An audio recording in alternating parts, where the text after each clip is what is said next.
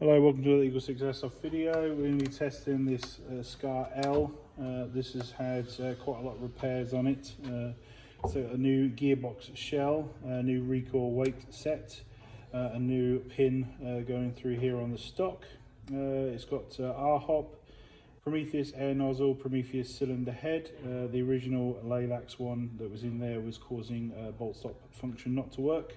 I think it's Lilax or FPS, one of the different brands that are out there. But removing that and putting the Prometheus one fixed the bolt stop function problem, which is good because that was taking up a lot of our time. We've fit a Warhead black standard speed motor in there, and Prometheus purple hot rubber for the RHOP build, and EagleSix M100 spring, and we've done a custom nub for the RHOP. So yeah, it was quite a lot of work, you know, because obviously it's in quite a bad state, and we're still not entirely happy with the wiring system on the back here, but we've left the original wiring as it was, and how it's come in, how somebody's rewired the MOSFET that's in there. We don't recommend doing rear-wired ones on the Scars. Do the front wire and then utilise the original wiring that goes through there, and it just ends up being a whole lot neater.